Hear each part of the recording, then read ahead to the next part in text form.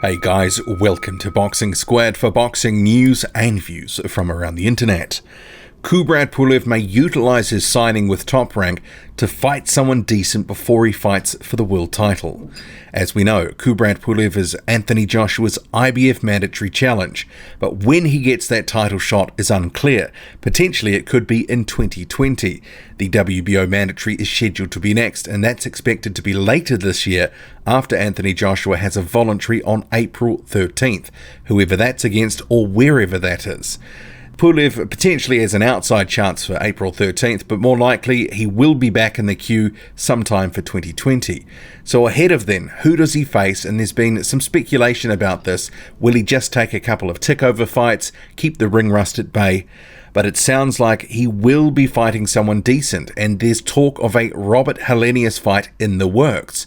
See on screen here, so this small article from Dan Raphael, ESPN senior writer, one of the fights in the works for the Top Rank on ESPN pay-per-view undercard of the Terence Crawford-Amir Khan welterweight world title fight on April 20 is a heavyweight bout between contender Kubrat Pulev in his first fight since signing a co-promotional deal with Top Rank, and Robert Helenius.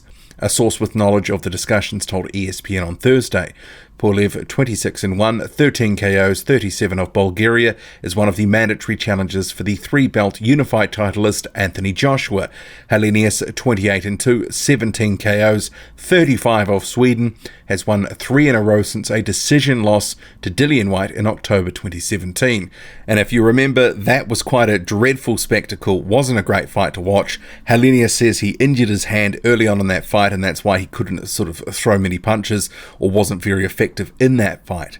Since then, as it noted in the story, he's gone on to win 3 in a row. His most recent performance was a brutal knockout against Erkan Tepe, really destroyed him. And Robert Helenius is a sort of top 20, top 25 guy. He's massive, 6'7". He's a guy that sort of under-delivered, underperformed in his career. The talent is obvious, the height is there, and you can't teach height, and he hits hard. But injuries have really derailed his career in recent years, and he hasn't been nearly as active, and he's been sort of hobbled by those injuries. But the prospect of a Kubrat Pulev and Robert Helenius fight, I like it. I actually think this is a really good fight.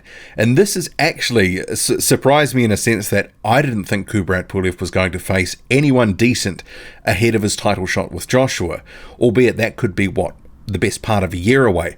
I thought he'll stay busy, he'll fight some guys that are maybe Kevin Johnson sort of caliber, very faded, very beatable, and he's fought Kevin Johnson caliber before, so I was expecting more of the same. But clearly that's not going to cut it with his promoters, and also this new deal that he's got with Top Rank being co-promoted by them.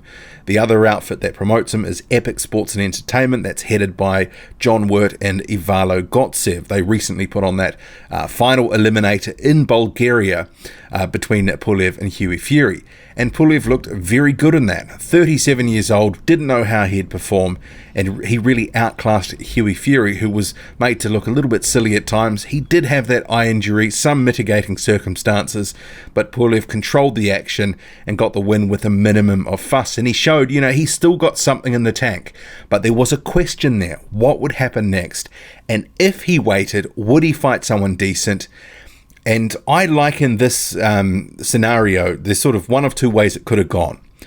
I'm calling it the Jarrell Miller syndrome, because Pulev legitimately could have basically sort of said, I have this title shot, I'm not really going to put it at risk, I'm not going to fight anyone of note, anyone who is a bit too dangerous, and I will just eke it out until I get that title shot. And this is exactly what we're seeing from Jarrell Miller right now. Bogdan Dinu, Thomas Adamek, the most recent opponents. He was due to face someone on January the 18th, but had to be pulled from that card because they couldn't get a deal done. That was going to be another sort of tick-over fight. Wasn't going to be the top-tier opposition or anything like that we'd want to see Jarrell Miller in with. And he is in that sort of syndrome where he's just pushing it out, trying to preserve his O until he gets a title shot. And we could have seen Pulev fall into that trap and not do too much and just tread water until he got the shot. But with this news that Robert Helenius is in the works for April the 20th, this is a big statement from Kubrat Pulev that he's not going to stand idle, that he is going to fight someone who's half decent, because Robert Helenius is dangerous. He's bigger than Pulev, bigger reach. He's a harder puncher, I believe, than Kubrat Pulev. But it's, Pulev would still be the favourite. But Helenius, he's got a shot in this fight. And, I think he would back himself to potentially knock Kubrat Pulev out. Although, does that happen? I would say this is a sort of 60-40, 65-35 sort of fight to Kubrat Pulev. I think him as a technician, working behind the jab, he would still be able to have a lot of success against Helenius. And, who knows if Helenius can go the rounds without injuring himself. But we saw in that Dillian Whyte fight, Helenius can still crack. He rocked Whyte early on in that fight, and then that was prior to the injury. But also, he destroyed Erkan. And it wasn't just the right hand. He's got a very powerful right hand, but that was a devastating left hand that took Erkan out of action. So if Kubrat Pulev and Robert Helenius, if that comes to pass, that fight is made, I'm on board with that because I like that fight. There's some interest, there's some intrigue there. And it's a big statement from Pulev that he's not just going to do nothing ahead of this title shot.